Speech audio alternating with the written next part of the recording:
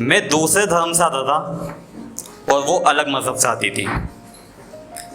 अगर आप लोग सोच रहे हो ये वही कहानी है जिसमें दो प्यार करने वालों को समाज या दुनिया ने इसलिए अलग कर दिया क्योंकि उनके धर्म और मजहब मिलते नहीं थे, तो ऐसा नहीं है। हमारी कहानी का दुश्मन कभी समाज या दुनिया बनी ही नहीं। तो बात पिछले साल की है। मेरे कॉलेज का फाइनल ईयर कंप्लीट हो गया था और जैसा कि मैंने डिसाइड किया था कि ग्रेजुएशन के बाद पढ़ाई पे फुल स्टॉप लगा देना है और फोकस करना है अपने करियर और गोल्स पर। मेरे कॉलेज में मेरी बहुत अच्छी दोस्त हुआ करती थी जिसको आगे उसी कॉलेज में मास्टर्स करना था, तो उसने अपनी पढ़ाई कंटिन्यू रखी। एक दिन उसने किसी ज़रूरी काम से मुझे कॉलेज में बुलाया और जब मैं उसकी क्लास में पहुंचा तो देखा चारों तरफ बस लड़कियां, मगर मेरा ध्यान उनमें से किसी पे नहीं गया सिवाय एक के। उसके नाम का मतलब आसमान था। मुझे किसी बॉलीवुड लव स्टोरी की तरह लग रहा था, मैं अंतरिक्ष और वो आसमान। उस दिन के बाद मैं उस कॉलेज में रोज जाने लगा जहां से मैं भाग जाने वाला था। फाइनली कॉलेज के कल्चर एक्टिविटीज कंपटीशन स्टार्ट हो गए और मुझे मौका मिल गया उससे बात करने का। थैंक्स टू उसी की फ्रेंड जिसने मेरी काफ़ी हेल्प करी उससे बात करने में। तो वो लोग पेंटिंग कंपटीशन में पार्टिसिपेट कर रहे थे और मेरी वो दोस्त लंच लेके आती थी डेली कॉलेज में। उस दिन भी लाई थी, तो उनके हाथ रंग से रंगे हुए थे, तो मैंने बड़े रुआब के साथ कहा कि मैं खिलाता हूँ ना। तो पहला निवाला मेरी फ्रेंड को, दूसरा निवाला उनकी फ्रेंड को, और जो आखिरी निवाला बचा वो लेकर मैं उनके पास गया और मेरी दोस्त के कहने पर उन्होंने वो मेरे हाथ से खा भी लिया। हमारी दोस्ती हो चुकी थी। एक दो दिन की मुलाकात के बाद ही मैंने अपने दिल का सारा हाल उनके आगे रख दिया। मुझे उनसे मोहब्बत हो गई थी।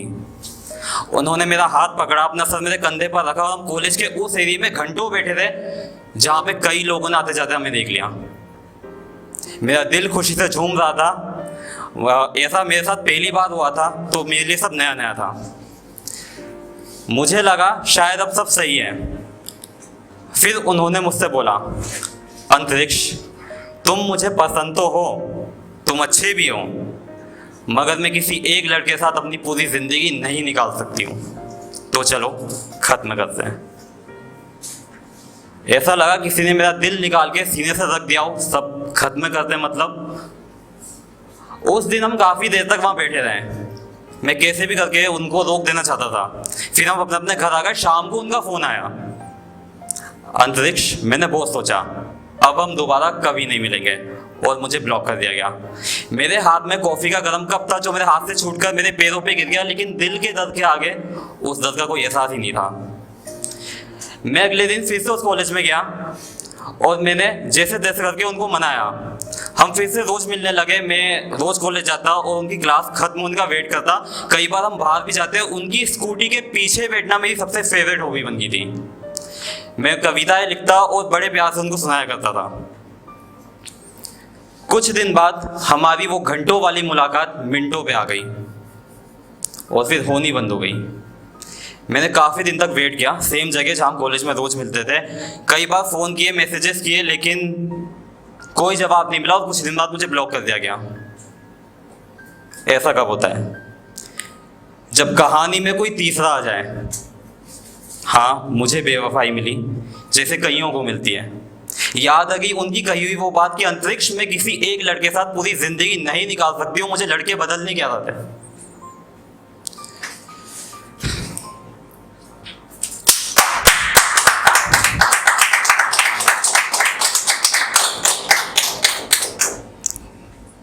उन्होंने मुझसे कहा, मुझे वो सारी चीज़ें याद आ गई जो पहले दिन हुई थी, उसके बाद जो दूसरे दिन हुई थी, और फिर ये बात कि इनको तो शायद एक दिन बिछड़ना ही था।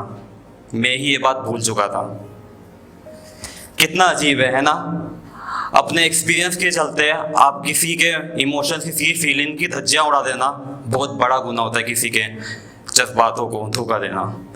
किसी की मासूम मोहब्बत मजाक नहीं होती, और इस तरह से किसी की मोहब्बत को बर्बाद कर देने वाला बहुत बड़ा जाहिल होता है। मुझे अक्सर अपना लिखा हुआ कुछ याद नहीं रहता, मगर ये याद रह गया कि मैं बेशुमार कर रहा हूँ, एक बेरहम से प्यार कर रहा हूँ। वो मेरा होके भी मेरा नहीं है। मैं उससे जुदा होके खुद के मरने का इंतज़ार कर रहा हूँ। मैं क्या ये कमाल कर रहा हूँ, एक बेरहम से प्यार कर रहा हूँ। Thank you so much.